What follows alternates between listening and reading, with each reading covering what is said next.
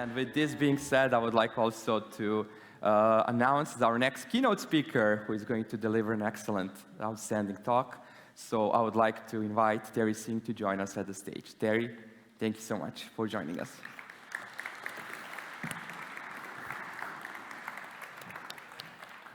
All right. You guys can hear me? Cool. I would like to have a bit of a raise of hands to kind of do a bit of a distribution as to how many people are from Croatia. Okay, 47%. People from Serbia. 3%. People from outside Croatia and Serbia. People from outside Europe.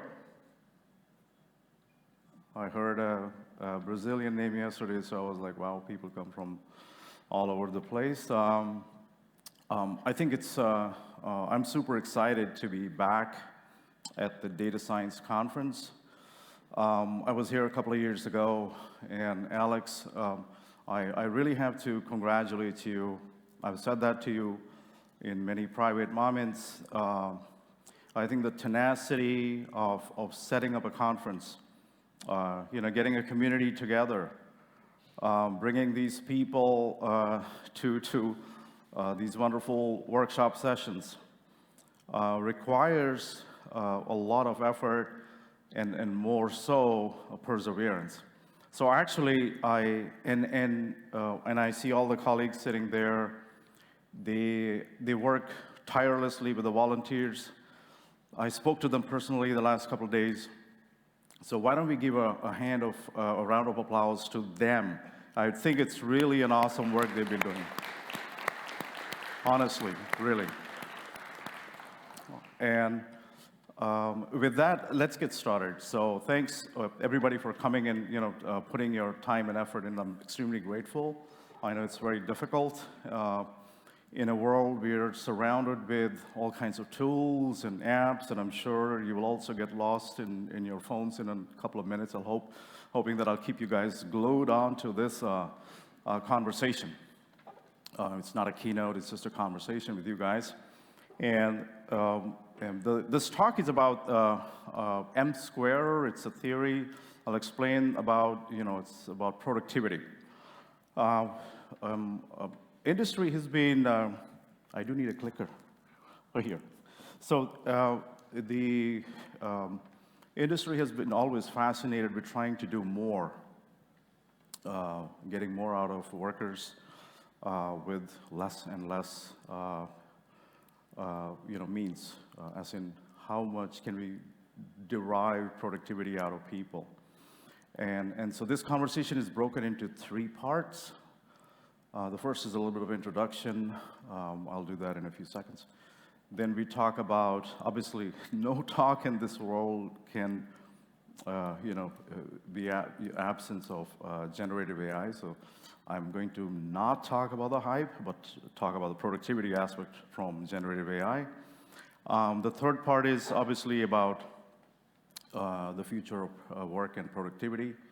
And the fourth is actually sharing my own personal journey, building startups with a handful of people, sometimes just 3 people, bringing a company to a valuation or even startup projects to valuation to 100 million or 150 million, revenues above €1 million or dollars. So it's a reality. I'm not saying I have found the magic answer to this M square. I'm just saying I'm really trying hard. Okay, let's get started. So this is me, and I am CEO, chairman, and I also invest in my own ventures, primarily, of DK, or it's a Deep Cafe AI Research Lab. It was founded 5 years ago. Real AI is a commercial entity that is trying to take innovation that we do in Deep Cafe, but you do a lot of fundamental research in energy, in ethics, in education. Actually, I forgot to put an education slide. That's like a multi-million project we've done, or still doing, building a master's program, where Budapest here, your neighboring country, is also involved, the university there. And obviously, the goal is to take those startups, prepare them, get the hygiene factors as in team, technology, product market fit, technology readiness level, TRL, 7, 8, or hopefully 9, and then push these companies either to grow or to merge with other bigger players. You can always reach out to me. I'm very accessible. Please, if you have any questions, you should always be asking me. And do feel free to ask questions once I'm done with the keynote. I'm very happy to answer that. Let's see. Yeah. So this is about us. So Real AI, it's a deep cafe company. I'll just go quickly through this. And our passion to set up research lab was at the same time when OpenAI was founded in 2015. I met those guys also myself 2017 at the very foundation where guys were building stuff. Multimodal AI has been a passion of a lot of researchers, including ours. I remember I didn't even found the research lab actually in 2017. So I actually had sketched a full multimodal architecture on the back of a newspaper with my mentor. He's a professor at the university in San Diego, in California. And I remember an IBM senior director who was responsible for AI innovation ventures offered me $20 million. I was like, okay, this is like the idea, we would like you to come in. I said, no, I think I would, I want freedom. Didn't want to be employed anymore. So that's how we got started. And we try to build, like I said, ideas from research and put them into productizing those with people and products and serving customers. This is how we play. So obviously, so I've got this clicker myself. So the whole idea is I'm a big fan of operation innovation. I actually don't care about all the stuff that is happening here. And obviously, I do care business strategy, but I think if you are able to innovate your technology and is in the hands of field workers, is the hand of people who are at the point of sale, that's when your innovation makes sense. That's my conviction. And this is where we kind of focus on these areas to do a lot of research. So all the fun things we do here cost a lot of money. Sometimes 10% reaches the market. The rest goes into constantly keep innovating. Testing feasibility is super important for us. And productizing is super important. So, the researchers in our company are not just researchers doing fundamental research and, particle physics or something. Said, okay, if you have an algorithm, if you invent an algorithm, make a product out of it. And business should adopt it. If there is no buyer, well, great ideas, need to go back into the drawing board and you got to do something more, right? These are the founders. I'm led by all these women. One of them is my spouse, and this is Dr. Tanish Samiti, a geophysicist. She's head of engineering, so that's her office in Toronto. So she heads the whole engineering operations there. So that's how you get to know the people as well. All right, generative AI. So I think a lot of people know about generative AI, and we're going to be only talking about productivity. So the rest, you can read the newspaper and be sure to take an objective sort of analysis of your own, what you think about generative AI. So it's at least, they say, that with Gen AI, we just call it Gen AI. So Gen AI has the potential to at least double your productivity, and we have seen that already.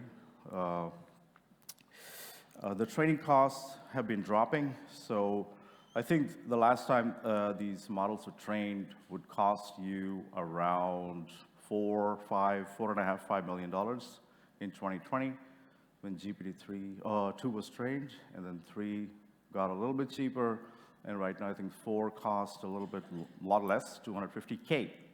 So it's like already a massive drop, 1/10 of the cost, and we expect that to drop dramatically. And in terms of productivity, it is definitely going to quadruple the way we are working today. And projections are that it's going to be creating $200 trillion economy. Now, take this all with a pinch of salt, obviously. Your company probably might say, well, you know, we're barely getting to get the people work. And you're talking about trillions of dollars, all paper. But these are sort of projections. But they're interesting and fascinating. So in terms of the workforce today, the amount of work that we all do in our daily jobs is about $32 trillion worth of productivity. All right? So in terms of, you know, job displacement, obviously it's going to be a lot of, it's a world of hurt, but it's going to be a little bit, you know, we have to get past that frustration and try to adopt AI, Gen AI kind of technologies into our daily lives. And these things, obviously, you already heard. You know, you have DALL-E, you have make a video, and each time I make a slide, the next week there's something new, and I have to keep optimizing the slide, but you get the picture. Okay, so the whole paradigm of how the cost of this operation is dropping, you can see here. So today, the time to complete coding task already has gone down like 55%. So you're already seeing it. I think today I saw an announcement from Google in the morning today. One of the contacts I know, Antonio Guillo, he's the director of IT at Google.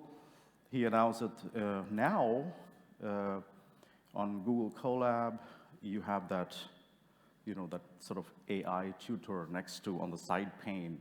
So if you're typing code, and you could actually literally know nothing. Anyone. I mean, how many people have not coded in Python or have not worked on Google Colab and think, that's too much for me, I'm a marketing manager? Okay, so, okay, you guys are all comfortable, great. So you can do that. Literally, I have a table, I want to do this, what should I do? Say, okay, import this library, do that. And then you already have. So innovation is literally moving super fast, and it's really going to drop your sort of, you know, the amount of time that you need to do something. Anyone, marketing manager, business leader, anybody could just go and say, I don't need to go and ask the data scientist or some guy who doesn't have time for me. Let me just open up the Colab and ask them questions because I have an Excel sheet from a finance. CFO is sending me some things. Let me just bring some other data and get some analysis. The cost of human hour, $150, taking 5 hours, and now these, again, take with a pinch of salt. This is training cost, and they're just translated in terms of this is what it'll take you, in terms of what a machine would do that job instead of you outsourcing it to some other person to do, can you do this for me, is 8 USD cents and probably will drop further. And the time it'll take is less than a minute. So that's the productivity. Now, the most important thing is actually, this is the most important slide. Because right now we are all fixated on the machines training, ecological impact, the amount of people, all the AI square, existential risk, and all these other problems. Now, if you look at electricity, look on the right side of this deck. This is a paper. I have a link to this. You can obviously always get the slide later.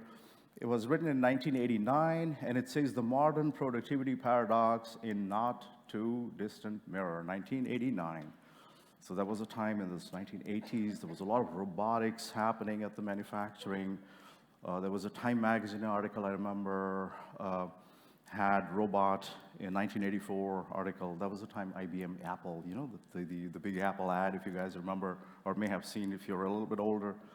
So there was a lot of buzz back then as well.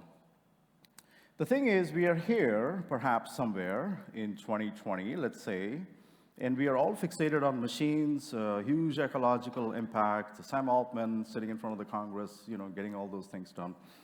What is going to happen here is what we should be fixated on, where the future is going to be, where the hockey puck is going to be, is where we need to be preparing in terms of getting our productivity, getting our skill sets expand.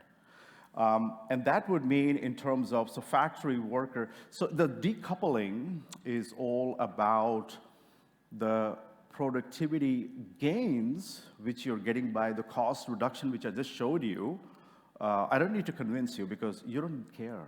You're just out there on a free Google Colab doing some things, but you're just getting things done faster, right? But what you do care is what you will create from these fast technologies.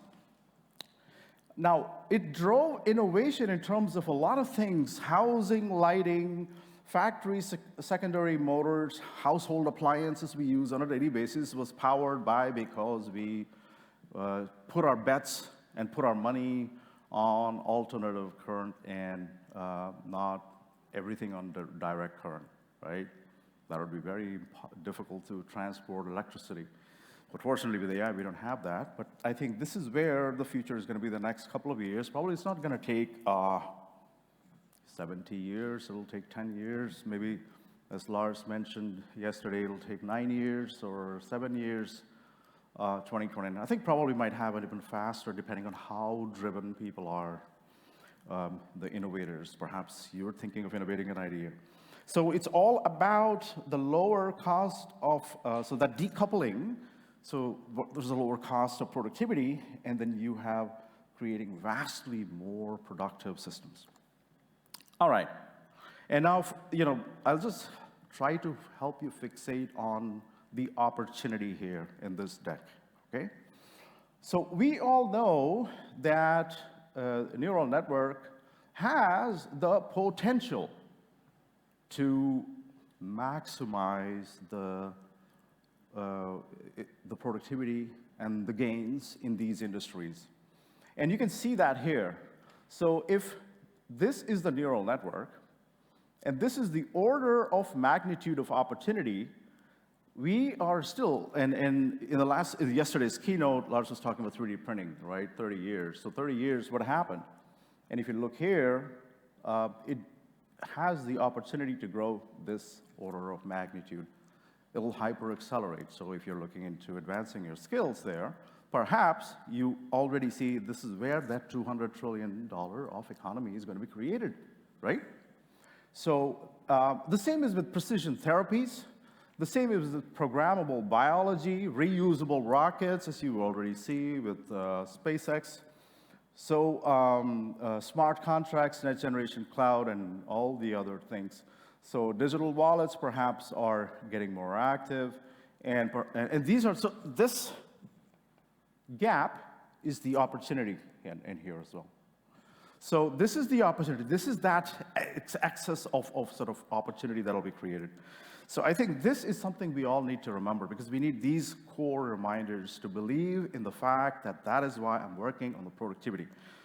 And as an example, and you can see here as well, so even in the worst case scenario, you have an opportunity, but again, we don't want to be in the bear market. It's almost like we've never escaped it since 2000. Printing a lot of free money is helping VCs and everybody else, but nevertheless is the opportunity for innovators to actually take advantage of low interest rates, which I hope remain now a little bit low, not as low as they used to be 2 years ago. And a base case, and now let's not forget about bull case where everybody is excited, VCs throwing a lot of money to startups, but even in the base case scenario, there is a huge opportunity for knowledge workers to increase their productivity dramatically. Now, if you and your coworkers, whichever innovation you're doing, are not able to, accelerate your productivity, and I will give you some tips and obviously our own practical examples with my startups. I hope I have enough time to do that. It's not going to happen. That's also the honest answer I'm giving you here. You probably might find yourself a bit marginalized. Other people are picking up and I'm not doing anything. So it is on to you. It's a responsibility that you own. You're here in these conferences to learn about these things and hopefully get these insights and go back. All right. Now let's talk about disruption. So there have been books written about exponential. Lars mentioned yesterday as well on how to become. So the exponential aspect is already coming into the industry.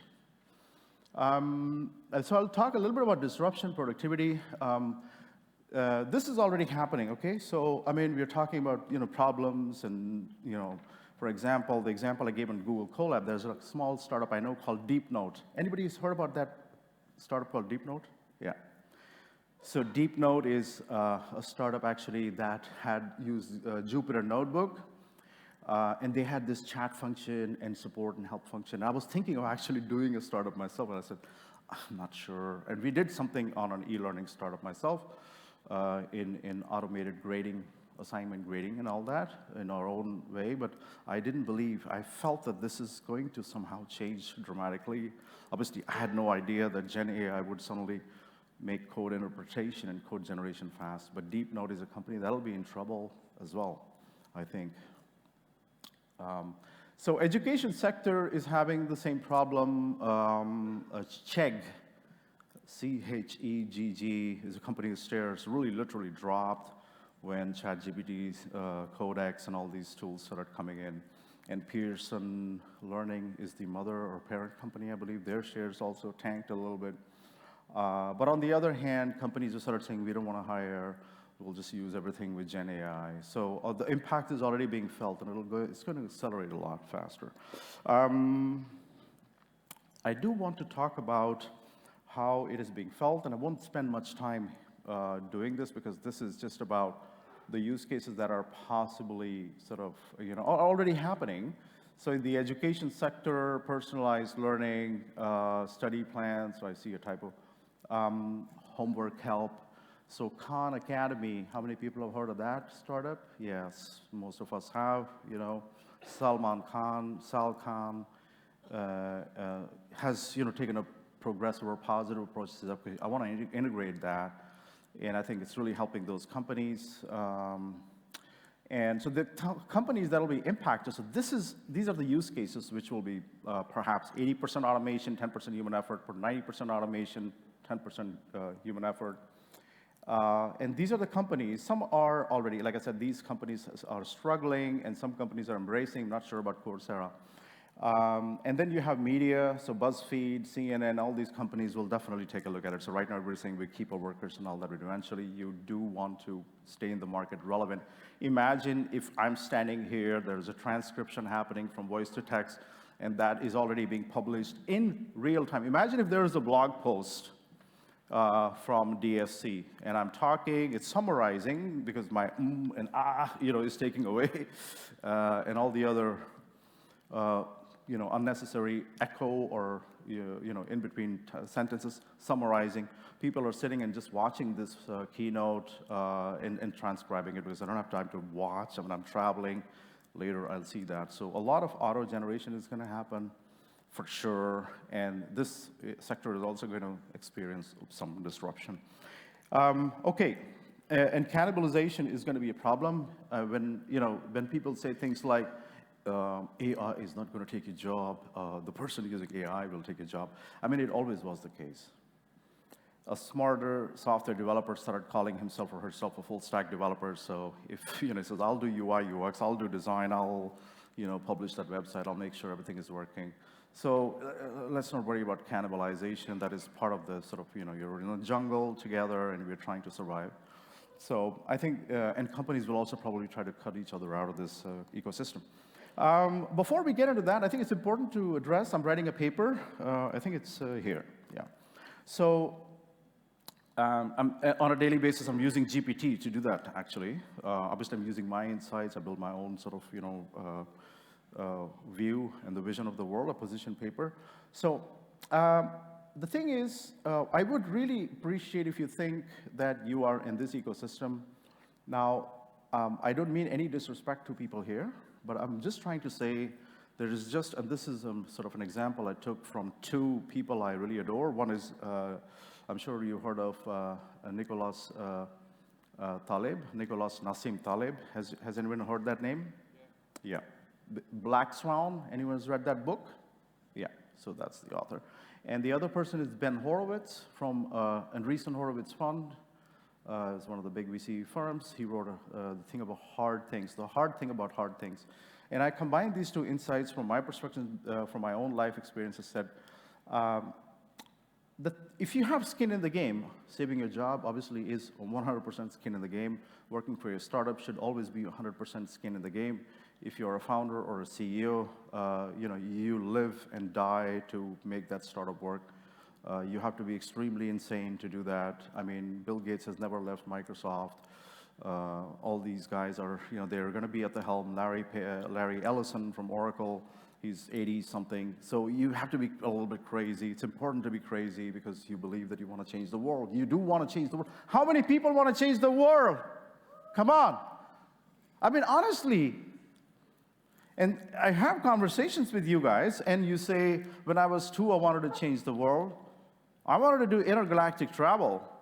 I wrote an algorithm when I was 20 years old, 22 years old, to bring 4 dimensions. So the time, space, so obviously the XYZ plus thought capacity. I wanted to make sure that can I do time travel. I wrote an algorithm. I calculated the speed of thought. And back in the time when neural networks was still from neuroscience. So we all want to change the world. You have to put the skin in the game to be able to do this. And then let's settle down, or do our job better is already good skin in the game. So it is important that when you look here, so hard things are very hard to do. I talk to people on a daily basis. I had a conversation just yesterday with some founders who are, they raised the question, I have a CEO, and we are having trouble. And so there are a couple of things, it's very hard to solve. People things are hard to solve. Understanding each other's psychology is hard to solve. I cannot get inside your head. I talk to my people who are really on an open, I said, your family, you have to tell me, are you crazy? Do you, I want to, obviously I don't ask like that. I said, it is possible that there is, do you take meds? Some people have bipolarity because with great amount of skill and ideas, you do have some, when you say crazy things are crazy. I have Asperger syndrome, so when I focus on something, I'll just do it. I just don't see risks. Other people are like, oh, this guy's going to die. So it's important to know that those are really hard things to solve. Living and working with those people is hard. People working with me have trouble because I want things fast. I want them 24/7. It's not easy. Now, we cannot use Gen AI to solve those problems. But knowing that a lot of technical problems, productivity problems, speeding up your acceleration, putting your product from research to innovation. A great example is perhaps, guys within OpenAI. It's guys like Greg Brockman, perhaps, not Zaremba or Ilya who are pushing. He is perhaps pushing and getting things done, dishing out innovation on a weekly basis. We didn't see that. We thought Apple's half-year, iPhone was disrupting the smartphone market. So it's important. I think this is really important, spending some time here. But putting your skin in the game is very important. Understanding that knowing and acknowledging hard things about people and issues we have with each other are hard things. Dealing with a lot of other things with your lawyers, dealing with customers, communicating with your customers is hard, but that can be automated through these tools. And this is super important. Okay, and I'm writing this paper on a daily basis. I worked a little bit on this section. It's going to be like 30, 40 pages. I'll publish it on archive, so hopefully you can get a peek at it. They're talking about a couple of productivity things there. All right. But let's go back now to the evolution of productivity. Just a few minutes of this sort of walk in the park with me. So the future of the history of work used to be surrounded by tasks. So people used to do work, and task was central. If I was a goat herder, that's what I did. If I was a belt maker, that's all I did. And if I was a weaver or tax collector, a fisherman, is that activity that was central to my existence. And then if you look at the productivity, this was the let's say 1850, diesel machine motors, oil was not discovered, electricity and all those innovations were happening. Lots of scientific innovations were happening from the beginning of 1800s. But all those research, think in terms of AI. AI stuff started happening in 1940s, and now we are seeing that explosion. So, but still, the world was moving slower. Belt maker, for example, now he just showed that this is the activity. So, there's not much happening here. Using a hacksaw and an anvil to punch holes in a belt. I actually picked up a belt. And this has like punches, and this is something still people do on a daily basis. Literally, this I bought in Delft last week. So this is what sort of punching holes in a belt, and it's just specializing clothes maker. Now in an era of a little bit of automation and bringing people to productivity. So this person, just some random, just took a picture. It's a real picture from an assembly line worker.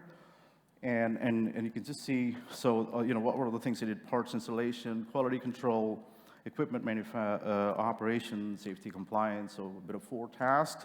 So slowly we are seeing the human is becoming a little bit central to this activity.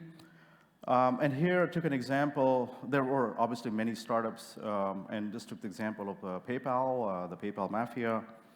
So, 10x is not literally 10x. Just think in terms of someone who can do more tasks. So product development, system architecture, just go quickly and just do this because I realize there are more slides I have to show you. So you have all these skills, you need to have that, and you have to be that person to be able to do all those things. Shifting, zoom in, zoom out, sort of expand horizontally, left or right, and that's how you kind of start stretching your cognitive capabilities. But still, it required a lot of hard work. You had to be, like I said, a little bit of insane people who either suffer from ADHD or are super Aspies and just focusing in doing that stuff. So they were the special guys, the genius, and all that stuff. But now it's all coming and becoming sort of, in your hands. So I think here what you're saying is that in the past we saw human is in control with the machine, and human is using a technology to be in control. And what we're going to see is, I'm calling this a 100x person. And again, it's a metaphor. And you will probably do a lot of tasks. Now let's go down to this theory of M square. And it is a theory, it's all based on, I think a lot of companies use that as well. So you know that what is your profile? How many people know this if you're working in consulting or at work? You use this theory of I, as in, there is one thing you know and you do. For example, if I ask you, sir, if you can stand up. I'm just trying to, what do you do? What is your core profession? What is your core skill? Problem solving? No, that's not core skill. We all solve problems. You are in software? No, I'm business. And in business, when you say, tell me a little bit more. What else? What do you mean by problem solving?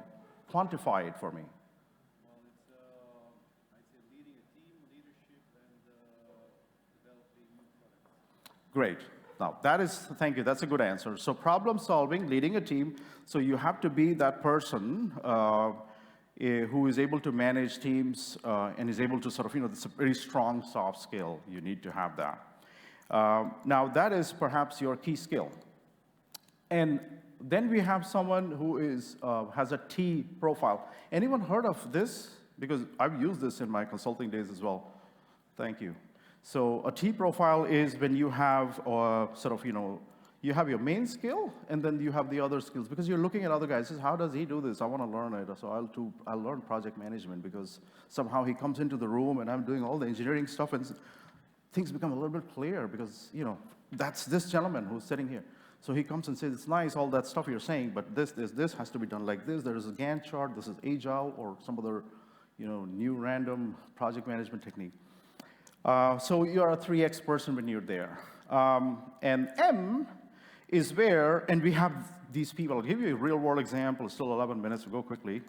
Let's go a little bit faster. So 5 skills. And M square is where we are actually today. And actually, I can do about approximately 16, 17 tasks. I have to. There's no other way. So there are many things I had to learn. Accounting, all those things, financial engineering. So if this was your M, human ingenuity, And this is, let's say, again, a metaphor, generative AI. There might be other important, interesting things that will come to help you accelerate your skill set. And this is where you actually start and think in terms of something like an auto GPT. I have no idea what's going to come next. But you will create templates. I am creating templates, actually. I have like a vast suite of templates I'm creating for various tasks. And those templates will run, search, reason to a certain extent, be steered by me. Oh, no, that's not what I mean. By the way, you, hey, you. So essentially, I have like 20 workers, my mini workers, maybe more. Do this, do that. So those templates are generating stuff for me already. So my productivity is going like super fast, and it is going to happen for sure. Yesterday, Lars spoke about exponential, because exponential, that n square is needed to actually reach our goals, to save the planet, to reduce poverty, to reduce that 800 million people, to make sure that they are able to eat food while we in the Netherlands are not throwing food away. And I'm proposing a factorial organization where, because imagine if Tarry has like 25 capabilities, perhaps 60, perhaps 38, perhaps 75, and there you have some more, multiply all these together. You are actually reaching on a 100x organization. I strongly believe that those are one of the things I always used to think as a kid. I literally really, I mean, Elon Musk, but I had a dream. I grew up in the south of India, and I used to constantly, I'm also an astronomer. It was just passion. I love matrices. That's the one that powered neural networks. I had no idea. I used to do matrices, and I remember at one point of time when I was like 12, I solved, I think in 30 minutes, I solved 47 questions in matrices. It was not just simple matrix multiplication, lots of other things.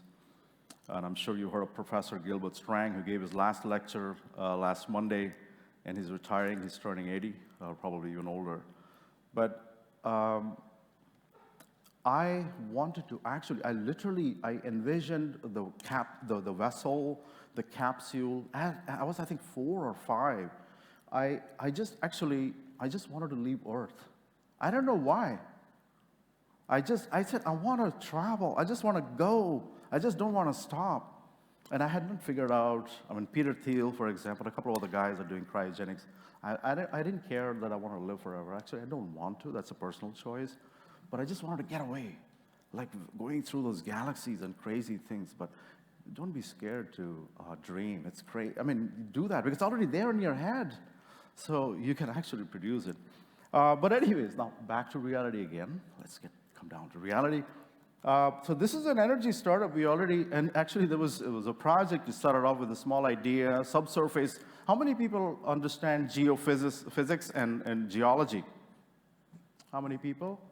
Some people, a little bit? Okay, I won't go into the deal because it becomes like a 2-hour-long lecture. So we're looking at subsurface. So when you're drilling for oil or gas, you have to go at least 1,700 meters or so, depending on the geology and the stratigraphy of the Earth. If you're in the Middle East, it's different. If you're in Norway, it might be different. If you're in the north of Netherlands, where I come from, or not originally, obviously, where my wife, for example, was born, where they found gas pockets, methane, etc. It's not that deeper, but in any case, you have to understand the stratigraphy. So you take an electric probe. If that's what you do, it's called FMI, or formation microimaging. You push that into the ground, and all that stuff I learned from my colleagues who are very smart, smarter than me in that domain.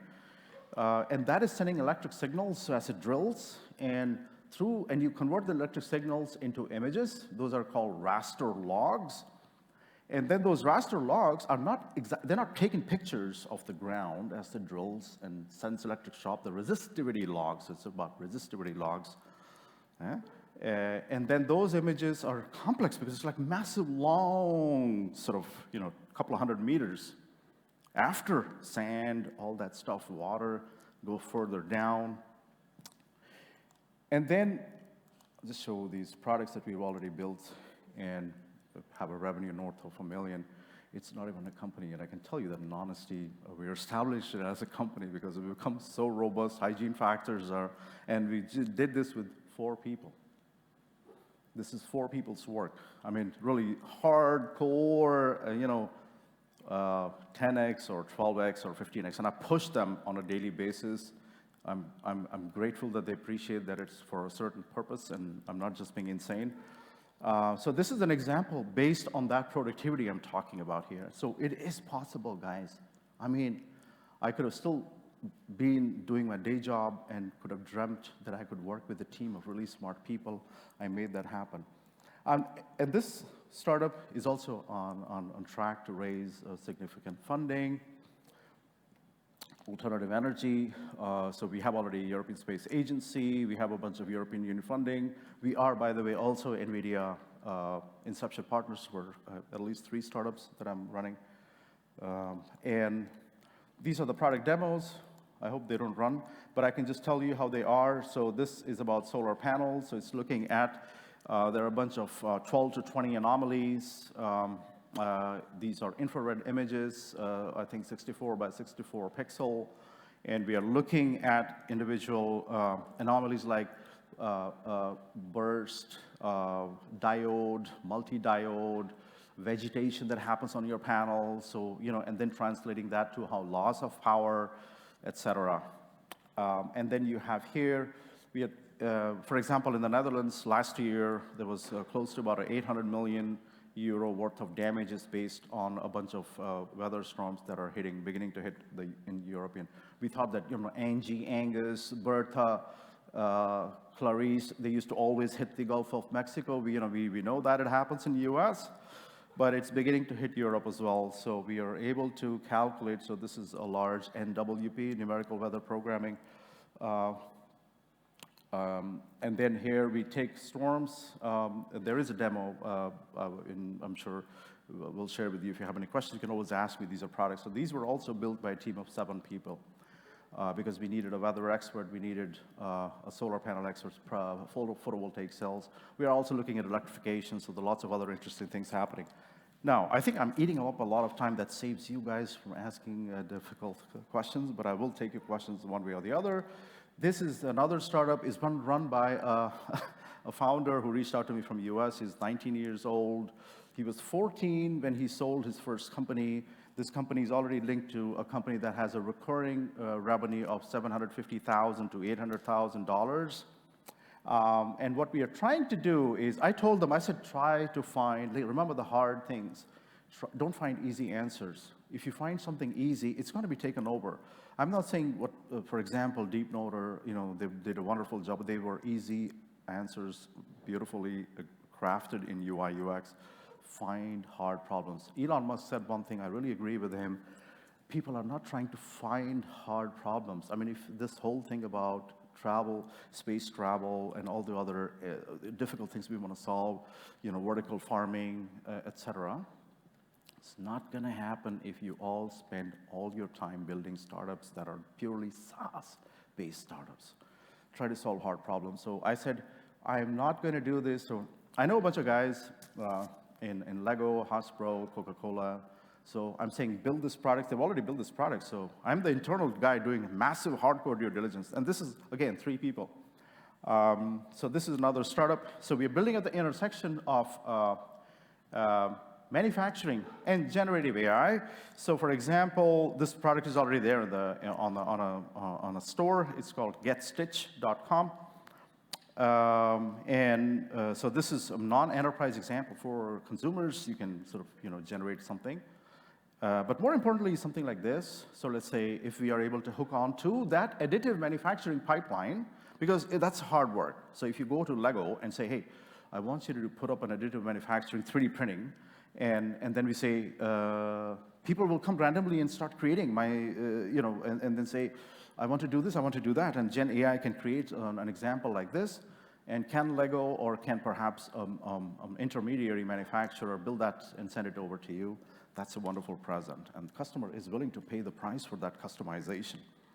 So advanced product design, custom preview, manufacturing, all this stuff is currently built as we speak.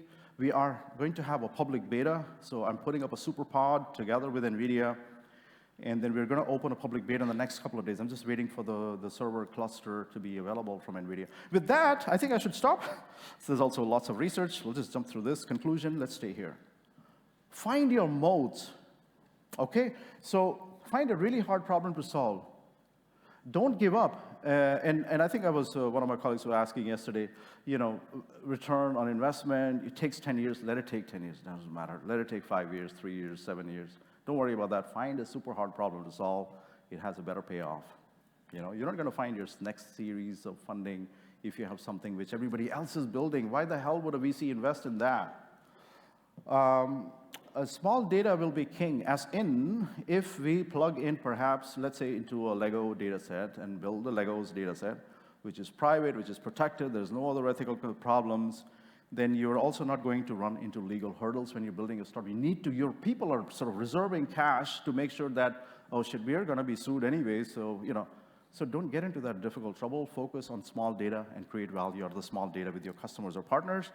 And then make sure, try to also build, I do think it's very important to design your explainability and a bit of model interpretation, et cetera. So you are also, you can give better and more intelligent answers, and perhaps, always make sure that you comply to the data protection regulations. With that, I'll take questions. So I think, let me just summarize. So I spoke about 3 things, and perhaps, so the first thing was talking about the real value that is available in generative AI, and I showed you the example of sort of, how to maximize, and there's a lot of room for innovation in industries that seem difficult. Don't go just building SaaS startup. Don't just think 2 customers who probably give you some excitement is going to make sure lasting impact. The third is about productivity. It's not easy. There are hard things, they will remain hard. We love working with each other, but we need to make sure that the things that are automotable, I'm not sure if that'll work, you should automate it. So that is super important. And finally, I think it's extremely important to focus on investing your time in enhancing and expanding your skill sets. So those are the 3 things. I'm happy to take questions. Or yes, a round of applause is great. Thank you. But if there are any practical questions, perhaps philosophical questions, ask. Yes. Speaker for the lady. Thank you. Maybe a bit of philosophical questions. I'm interested in your opinion. So we are emerging in the era of AI, and there's a lot of room for automation for companies, and where I think it's going is in a direction of shrinking a workforce as opposed to a shorter work day or shorter work week. So I would like to hear your opinion about it, and do you think it's sustainable long term if it continues to go in this direction? I think it's not sustainable. So I really think that what the employers are demanding of the people who are left behind, the people who are let go will go through pain. I have been jobless at least 3 or 4 times in my career, okay? Anxiety, at one point in time, let me just share you honest sort of stories. I migrated to the Netherlands, I got married, my wife is Dutch, 2000. I had my first child when I was 30. This is 2001, he was born. And then 9/11 happened. He was born in June, and in September, 3 months, I'm like, oh, okay. So, I was doing databases, and I spent 3 or 4 months, but I found myself back. So I'm not worried about as much as it's anxiety, pain, and that thing about skin in the game becomes super visible when you don't have a job. So I'm really more concerned about the workers who are going to get overworked, and that is a problem that is also happening. So this is not sustainable, no. So I don't have an answer to what the employers should do currently, because they're also going through upheavals, being cannibalized by each other. So my opinion is, if you ask me, I mean, I can only speculate, is that there is going to be a disruption in the labor work. Some jobs will entirely disappear. I think this is going to happen. Copywriters, if you're in marketing, if you haven't automated things, there will be tools some other person was going to be using, which a marketing manager or some designer was doing. So I think that disruption will be there for the next couple of years for sure, maybe the next 18 months, 24 months. There is no way around that. The only answer, the positive vibe that I can give is in that 4.5 months when I still have just a few months because I was just brand new in the Netherlands, I learned a new skill. I mean, I realized this is not working. So let's learn something more. Let's learn more. And then I landed a job. So I think for those people, your eyes will wake up because you have mortgage, you have other things sort of keeping you tight. But I think for the workforce that is in companies, it's going to be a bit challenging because you will go through some massive sort of demand from your employers because we kept you, you have to do this. So I'm concerned about that.